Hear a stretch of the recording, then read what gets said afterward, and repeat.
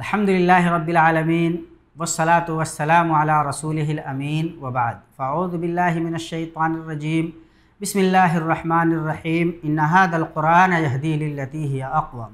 معزز ناظرین، قرآن کریم کی اس مجلس میں آپ کا استقبال ہے۔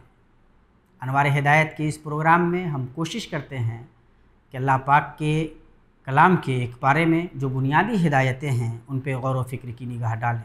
آئیے 25ویں پارے میں اللہ تبارک و تعالیٰ کی بنیادی ہدایات پہ، ہماری سمجھ کے مطابق اللہ تبارک و تعالیٰ نے جو بنیادی ہدایات دی ہیں ان پہ غور و فکر کی نگاہ ڈالتے ہیں۔ یاد رہے کہ اللہ پاک کے کلام کی ایک ایک آیت اس قابل ہے کہ ہم اس پہ غور و فکر کی نگاہ ڈالیں، زیادہ سے زیادہ غور کریں اور اللہ تبارک و تعالیٰ کے کلام سے اپنا رشتہ مضبوط کریں۔ یہ بھی ذہن میں رہے کہ یہ پروگرام بھی دراصل اسی لیے ہے کہ ہم اپنے آپ کو اللہ پاک کے کلام سے زیادہ قریب کر سکیں اور اس کی روشنی سے اپنی زندگی کو منور کر سکیں۔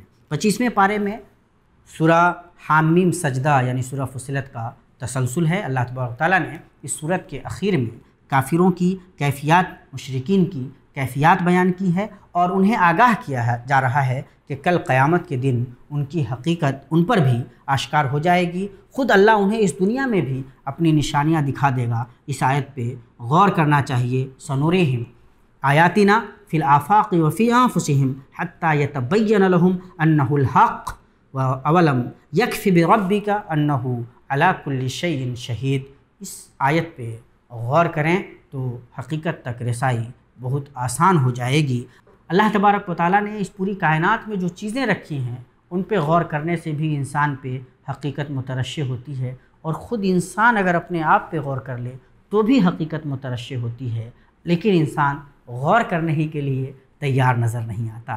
غور کرنا چاہیے۔ اس کے بعد اس پارے میں سورۃ الشورى ہے، اس کی شروعات میں قرآن کریم کی عظمت بیان ہوئی ہے کہ یہ عربی قرآن اس لیے اتارا گیا ہے کہ اس سے اہل مکہ اور بقیہ تمام لوگوں کو ڈرایا جائے اور اللہ کی طرف لوٹ آنے کی دعوت دی جائے۔ آج بھی قرآن کریم اسی طرح سے محفوظ ہے اور یہ دعوت آج بھی تمام دنیا کے انسانوں کے لیے کھلی ہوئی ہے۔ اس میں یہ حقیقت بھی بیان کی گئی ہے کہ اللہ تبارک و تعالیٰ نے رسول پاک صلی اللہ تعالیٰ علیہ وسلم کو جو دین دیا یہ وہی دین ہے جو اللہ تبارک و تعالیٰ نے اللہ کے نبی صلی اللہ علیہ وسلم سے پہلے کے انبیاء کو دیا تھا۔ شرع لکم من الدین ما وصی بہ نوحا والذی اوحینا الیک وما وصینا بہ ابراہیم وموسیٰ وعیسیٰ ان اقیموا الدین ولا تتفرقوا فیہ۔ اس پہ غور کرنے کی ضرورت ہے کہ ہمارا جو رشتہ ہے اللہ کے نبی صلی اللہ علیہ وسلم کی شریعت، اللہ کے نبی صلی اللہ علیہ وسلم کے جو دین کا رشتہ ہے وہ بقیہ تمام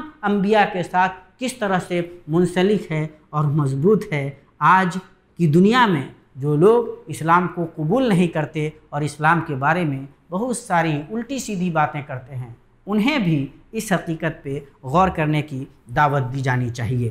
اس صورت میں تقوی والے اہل ایمان کے اوصاف بیان کرتے ہوئے کہا گیا ہے کہ وہ بڑے بڑے گناہوں اور بے حیائیوں سے بچتے ہیں، اللہ کا حکم مانتے ہیں، نماز قائم کرتے ہیں، ان کا ہر کام آپس کے مشورے سے ہوتا ہے اور وہ اللہ کی راہ میں خرچ کرتے ہیں۔ ہمیں اپنا جائزہ لے کر دیکھنا چاہیے کہ کیا یہ اوصاف ہمارے اندر پائے جاتے ہیں، تو کیا ہمیں ان اوصاف سے اپنے آپ کو جوڑنے کی کوشش نہیں کرنی چاہیے؟ اگر پائے جاتے ہیں تو بہت اچھی بات ہے، اور اگر نہیں پائے جاتے یا کم پائے جاتے ہیں تو کیا ہمیں اس سلسلے میں کوشش کرنے کی ضرورت نہیں ہے؟ اللہ نے ایک بڑی ہدایت یہ دی ہے کہ اولاد کے سلسلے میں، اولاد دینے کے سلسلے میں اللہ تبارک و تعالیٰ کا اپنا نظام ہے۔ اللہ تبارک و تعالیٰ کی اپنی مرضی، اس کی اپنی منشا ہے۔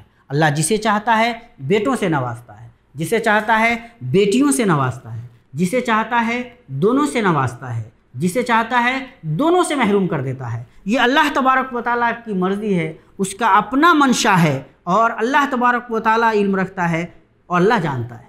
لوگ عام طور پہ اولاد کی طلب میں، اولاد کی محبت میں، اولاد کی خواہش میں عام طور سے ساری حدود پھلانگ جاتے ہیں اللہ تبارک و تعالیٰ کو چھوڑ کر، اور کہاں کہاں کن کن درباروں میں چلے جاتے ہیں، کس طرح شرک کے، کفر کے، کس طرح عجیب و غریب اوہام و خرافات کے شکار ہو جاتے ہیں۔ انہیں اس حقیقت پہ ہمیشہ نظر رکھنی چاہیے کہ دینے والی ذات اللہ تبارک و تعالیٰ کی ہے اور طے کرنے والی ذات اللہ تبارک و تعالیٰ کی ہے کہ کس کو کیا ملے گا۔ للہ ملک السماوات والارض یخلق ما یشاء یہب لمن یشاء اناثا ویہب لمن یشاء الذکور او یزوجہم ذکرانا واناثا ویجعل من یشاء عقیما انہ علیم قدیر۔ اس آیت پہ بار بار آج کے مسلمانوں کو خاص طور سے غور کرنی چاہیے۔ جو لوگ بیٹیوں کو پا کر ناراض ہوتے ہیں، بیٹوں کی طلب میں نامعلوم کیا کیا کرتے ہیں، ان تمام کو اس آیت پہ غور کرنے کی ضرورت ہے کہ یہ ساری چیزیں اللہ تبارک و تعالیٰ کے ہاتھ میں ہیں، اس میں کسی کا کچھ عمل دخل نہیں، کسی کا کوئی اختیار کام نہیں کرتا۔ اللہ تبارک و تعالیٰ نے سورت کے اخیر میں قرآن کریم کی عظمت بیان کی اور فرمایا ہے کہ یہ قرآن تو روح ہے، اللہ تبارک و تعالیٰ نے اسے نور بنایا ہے اور اس روح اور نور سے انسان کو زندگی حاصل کرنے کی کوشش کرنی چاہیے۔ پھر اسی پارے میں سورہ زخرف ہے اور اس کی شروعات قرآن کریم کی عظمت اور مشرکین پر حجت قائم کرنے سے ہوتی ہے۔ ربوبیت کے دلائل سے اللہ تبارک و تعالیٰ نے الوہیت پر استدلال کیا ہے۔ جب خالق کائنات اللہ تبارک و تعالیٰ ہے، مالک کائنات اللہ تبارک و تعالیٰ ہے، تو معبود کائنات بھی اللہ تبارک و تعالیٰ کو ہی ہونا چاہیے۔ پیدا جس نے کیا، بنایا جس نے، دی جس نے، ساری ضرورتیں جو پوری کرتا ہے، تو عبادت اس کے علاوہ کسی اور کی کیسے ہو سکتی ہے؟ اللہ تبارک و تعالیٰ نے اس کے بعد ایک اور دنیاوی زندگی کی بڑی حقیقت بیان کی ہے کہ یہ جو روزیاں انسانوں کو ملتی ہیں، یہ بھی اللہ تبارک و تعالیٰ نے تقسیم کی ہے، اس میں بھی کسی کا کچھ نہیں چلتا۔ اللہ تبارک و تعالیٰ کس کو زیادہ دے گا، کس کو کم دے گا، یہ اللہ تبارک و تعالیٰ بانٹتا ہے۔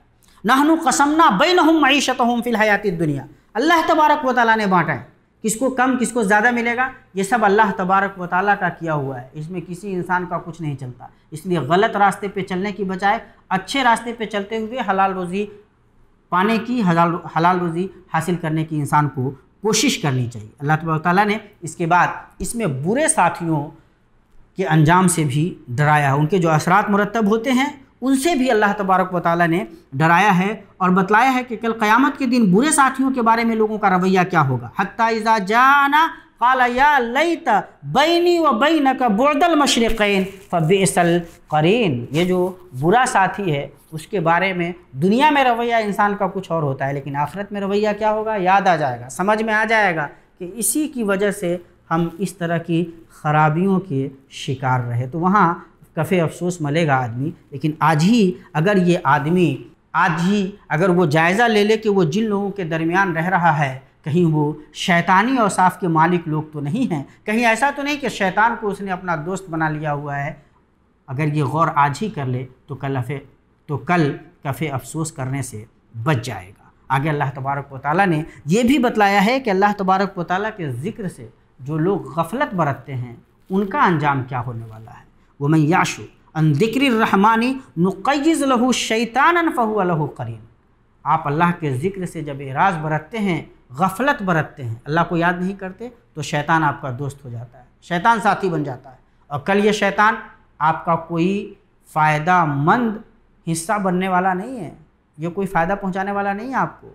یہ تو وہاں پہ جب آپ کا برا وقت رہے گا ساتھ چھوڑ کر چل دے گا۔ ایسے دشمن کو دوست بنانے کا کیا فائدہ؟ بہت غور کرنے کی ضرورت ہے۔ ٹٹولیے اپنے آپ کو، سوچیے اپنے بارے میں، کن لوگوں کو آپ نے اپنا دوست بنا کر رکھا ہوا ہے، کون ہیں جن کے ساتھ آپ اٹھتے بیٹھتے ہیں، کیا وہ آپ کو اللہ کی یاد دلاتے ہیں، کیا اللہ کے احکام کے مطابق آپ کو عمل کرنے پہ ابھارتے ہیں، یا آپ کو اللہ سے دور لے جانے کی کوشش کرتے ہیں؟ اگر ایسے لوگ ہیں جو اللہ سے دور لے جاتے ہیں تو ان سے اپنا پیچھا چھڑا لیجیے، ابھی وقت ہے، کل یہ وقت نہیں رہے گا۔ آگے اللہ نے فرعون اور اس کی سرکشی کا ذکر کیا ہے، اور کس طرح اس نے موسیٰ علیہ السلام کے مقابلے میں اپنی قوت و سلطنت پر غرور کیا، اور کس طرح اللہ تبارک و تعالیٰ نے اسے عبرت بنا دی۔ ایک بڑی حقیقت کی طرف اللہ تبارک و تعالیٰ نے یہاں توجہ دلائی ہے کہ سوائے متقیوں کے کل قیامت کے دن سارے دوست ایک دوسرے کے دشمن ہو جائیں گے۔ تو ہمارے دوست کون لوگ ہیں؟ کیا ہم ان پہ غور کرنے کے لیے، اپنے رشتوں پہ نظر ڈالنے کے لیے تیار ہوں گے؟ الاخلاء یومئذ بعضهم لبعض عدو الا المتقین، سوائے متقیوں کے سارے دوست دشمن ہو جائیں گے۔ کیا عجیب و غریب منظر ہوگا اس پہ غور کرنے کی ضرورت ہے۔ آگے اللہ تبارک و تعالیٰ نے اہل ایمان اور اہل کفر کے انجام کا ذکر کیا ہے، جنت کی نعمتیں اور جہنم کا عذاب، اور ان پہ بار بار جب اللہ تبارک و تعالیٰ سارے منظر نگاہوں کے سامنے رکھتا ہے، یہ آیات لاتا ہے، تو یہ چاہتا ہے اپنے بندوں سے کہ ان پہ غور کریں اور نیکیوں کی طرف بڑھیں۔